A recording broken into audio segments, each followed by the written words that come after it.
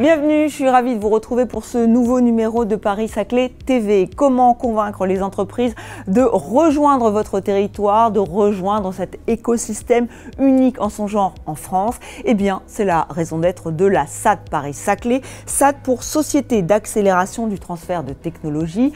En collaboration avec l'EPA Paris-Saclay, cette SAT a mené une étude très fouillée sur la filière intelligence artificielle. Combien de start-up, de grands groupes, de laboratoires, d'entreprises travaillent dans ce domaine? Eh bien, vous saurez tout grâce à une cartographie très précise et vous saurez aussi beaucoup de choses grâce à ce showroom technologique. Alors s'il y a plus d'une centaine de start-up installées sur le territoire qui s'intéressent à l'intelligence artificielle, il y a aussi des grands groupes comme IBM.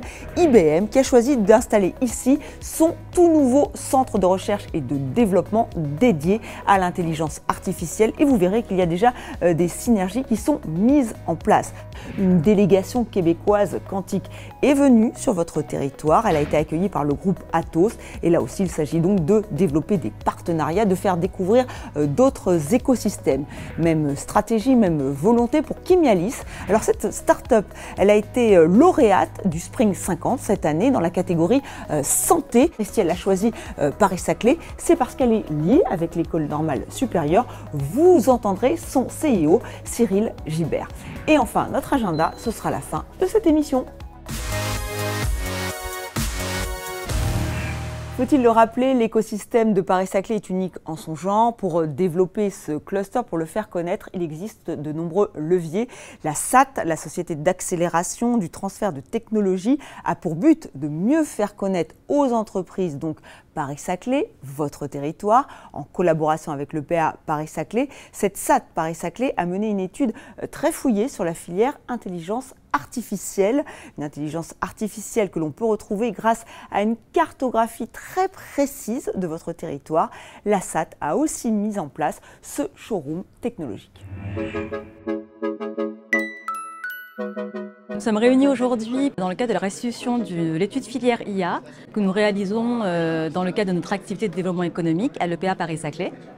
Nous avons mandaté pour cela la SAT, la Société d'accélération de transfert de technologie, qui a une très bonne connaissance des acteurs du territoire et une vision aussi à 360 degrés des différents laboratoires publics qui le composent. Au-delà de l'objectif de mieux se connaître, l'enjeu c'est également d'utiliser tout ce contenu pour mieux promouvoir l'écosystème de Paris-Saclay, notamment dans les actions que nous réalisons à l'international lors de participation à des salons professionnels. L'objectif principal, c'est vraiment de convaincre les entreprises de venir rejoindre notre écosystème. Dans cette cartographie IA Paris-Saclay, nous avons répertorié l'ensemble des entreprises sur Paris-Saclay qui travaillent avec des chercheurs qui produisent des travaux de recherche en IA. Nous avons trouvé 110 startups créées depuis 2010 sur ces thématiques et enfin 80 à 90 entreprises, PME, ETI, grands groupes qui travaillent fortement avec Paris-Saclay sur ces thématiques IA. Nous avons aussi recensé 42 laboratoires de recherche d'un très haut niveau académique qui travaillent sur l'IA, sur plusieurs thématiques de l'IA, qui sont fédérés sur deux blocs qui sont iParis, plutôt pour IPP, Institut Polytechnique de Paris, et ensuite DataIA, plutôt pour l'Université Paris-Saclay et INRIA. Et enfin, et pour conclure, en termes d'indicateurs, Paris-Saclay abrite 17% des laboratoires nationaux qui travaillent sur l'intelligence artificielle, mais 41% des stars, chercheurs, entrepreneurs confondus, qui font de l'intelligence artificielle. Et un autre chiffre très important, c'est que dans l'appel à projet de l'ANR sur les chaires en intelligence artificielle, Paris-Saclay a remporté 16 des 40 projets, ce qui correspond à 40% des projets actuels entre industrie et recherche fondamentale sur l'intelligence artificielle. Donc, pas forcément beaucoup de laboratoires au niveau national travaillent sur l'IA, mais une qualité importante de la recherche qui transparaît à travers ces chiffres. Enfin, la SAT met en place d'autres actions d'attractivité du territoire, typiquement avec le showroom technologique qui se visite. une porte d'entrée dans notre beau territoire d'excellence académique et industrielle. Le showroom technologique mutualisé de la SAT Paris-Saclay du Playground est un outil marketing par excellence qui présente la structuration du territoire, la complexité des échanges entre ces acteurs, les filières présentes sur le territoire et bien sûr les technologies de pointe à travers notre exposition des startups.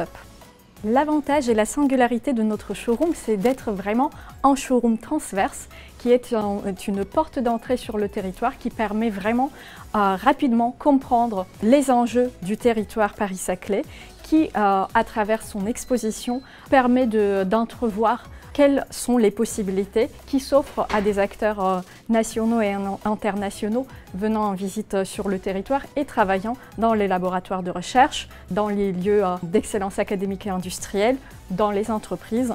Quel est l'intérêt d'être présent sur ce territoire? Nous pouvons le voir à travers l'exposition de notre showroom technologique mutualisé.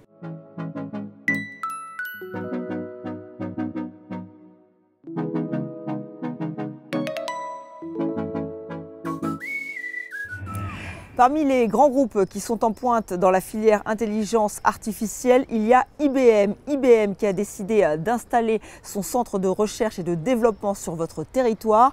À terme, ce sont près de 400 chercheurs et développeurs qui vont travailler dans ce domaine. Plusieurs projets sont déjà lancés, notamment dans le secteur de l'imagerie médicale.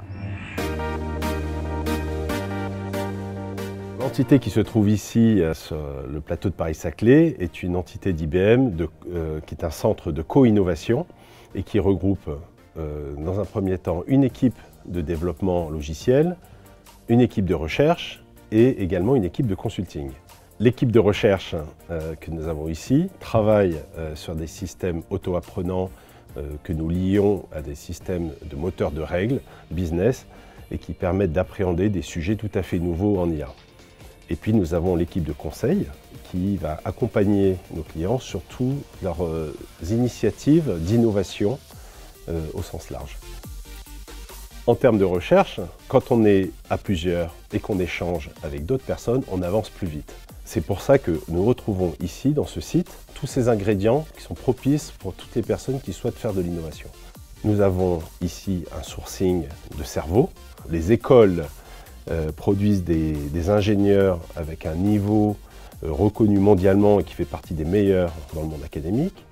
Nous avons des labs de recherche à la fois académiques et industriels dans ce lieu de Paris-Saclay, avec qui nous échangeons régulièrement. Ce que nous cherchons à développer tout particulièrement ici à Saclay, c'est des partenariats tripartites, c'est ce que nous avons commencé à faire, avec à la fois d'un côté ces labos de recherche et les industriels, et d'autre part les académiques et les ingénieurs qui se trouvent chez nous en recherche. Et aujourd'hui, les partenariats que nous développons, nous en sommes convaincus, vont permettre d'avancer beaucoup plus vite en termes d'innovation et de ce que nous pourrons offrir à nos clients.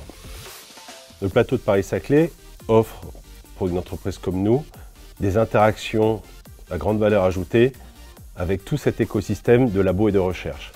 C'est pour ça que ce site est un lieu incontournable pour toutes les entreprises françaises ou internationales qui souhaitent se retrouver dans le creuset d'innovation technologique et de recherche qui est aujourd'hui un élément essentiel, notamment dans l'intelligence artificielle. Après l'intelligence artificielle, intéressons-nous maintenant à une autre filière, à un autre domaine, le quantique. Le groupe Atos, qui est présent sur votre territoire, s'est lancé dans cette aventure très pointue. Et là aussi, pour développer ces technologies du futur, il faut développer des partenariats nationaux ou internationaux. Atos a accueilli très récemment une délégation quantique québécoise, peut-être le début d'une collaboration outre-Atlantique. Tout de suite, les précisions de Philippe Duluc, directeur Big Data et Sécurité chez Atos, et Olivier Gagnon-Gordillo, responsable de la stratégie et du développement Québec Quantique.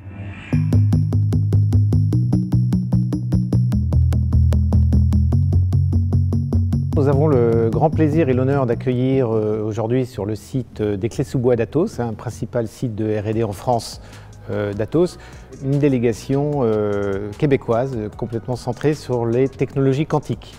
Donc des investisseurs, des startups et des membres des clusters québécois.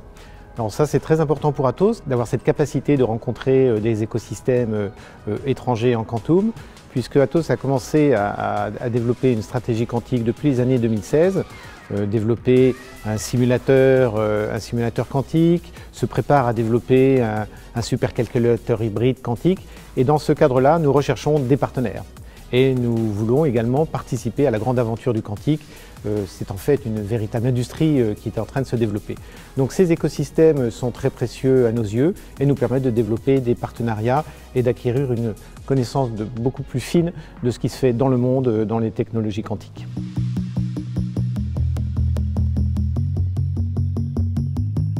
Québec Quantique est une initiative qui regroupe l'écosystème des sciences et technologies quantiques du Québec. L'idée derrière la mission et pourquoi on est ici aujourd'hui, c'est pour en fait créer des collaborations et même amplifier ce qui a déjà été fait par le passé. On a déjà eu quelques collaborations avec la France en termes de sciences et technologies quantiques.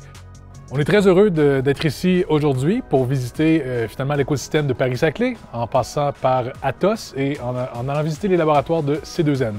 Puis en même temps, on a profité pour rencontrer quelques startups et faire un peu de maillage avec des startups du Québec et des startups françaises.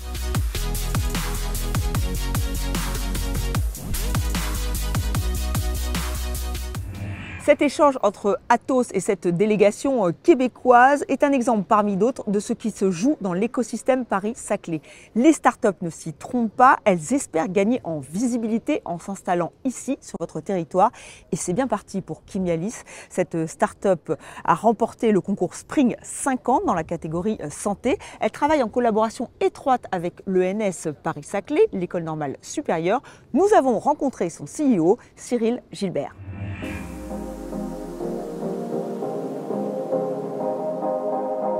Chez Chimialis, on développe et on commercialise un traitement chimique innovant et breveté qui permet d'améliorer la performance des tests diagnostiques in vitro. Par exemple, des tests rapides, tests bandelettes qu'on a tous utilisés durant la Covid-19. Eh bien, on améliore la limite de détection de ces tests. Cette technologie qu'on utilise, c'est un traitement chimique donc breveté qui a été développé, inventé par mon associé, Claude Nogues, avec plus de 10 années de recherche au sein de l'ENS Cachan, qui est maintenant l'ENS Paris-Saclay, où est hébergé actuellement Chimialis. Cyril, welcome. Donc Spring, c'était un peu la mecque des startups de Paris-Saclay. Donc l'occasion de rencontrer d'autres startups innovantes dans le domaine de la santé, mais pas que. La possibilité aussi de rencontrer des industriels, laboratoires pharmaceutiques, développeurs de tests diagnostiques.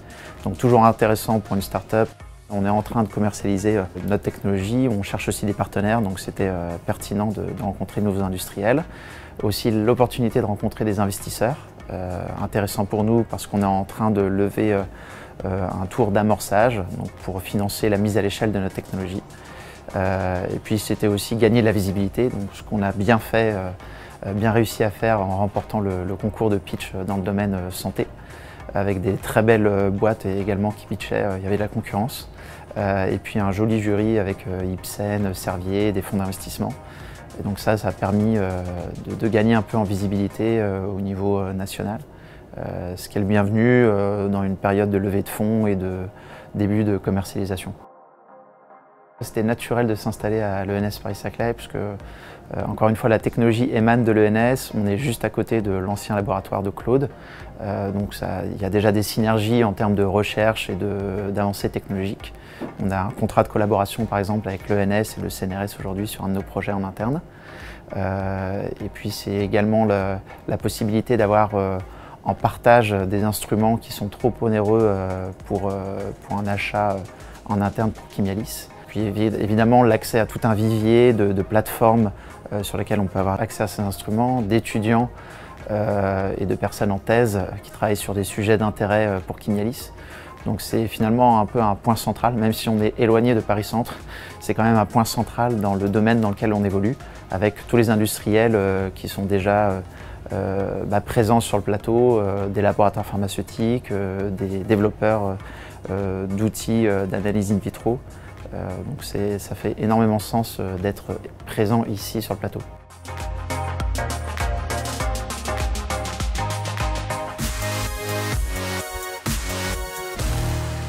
Et maintenant, notre agenda. Vous avez envie de frissonner, de vivre un moment hors sol, hors du temps, magique. Ne ratez pas la funambule Tatiana Mosio Bongonga. Elle évolue sur un fil à 20 mètres de haut pour une traversée de 100 mètres à haut risque au-dessus de la perspective de Martha Pan, l'une des œuvres d'art publiques majeures de Saint-Quentin en Yvelines. Ce sera le 10 juillet. Et enfin, 2 expositions pour les curieux et les amoureux d'architecture. La Société du Grand Paris et l'architecte Dominique Perrault présentent une exposition immersive sur le plus grand projet urbain d'Europe. C'est jusqu'au 13 juillet à l'espace Richaud. Dans l'enceinte de l'ancien hôpital royal sont présentées des cartographies historiques du Grand Paris, du réseau ferré francilien et des quartiers des 68 futures gares. Voilà de quoi préparer la rentrée. Et enfin, l'exposition Territoire en transformation imagine l'espace public de demain en s'intéressant au mouvement de la Terre et à l'usage qu'on en fait. Il y a un focus sur le campus urbain avec le projet de Lisières. Vous avez jusqu'au 10 juillet pour découvrir cette exposition. C'est à Versailles, dans le futur écoquartier de Galie. Voilà, c'est déjà la fin de cette émission. Merci à vous de l'avoir suivi. Je vous souhaite un très bel été et je vous retrouve très vite pour un numéro de Paris-Saclay TV.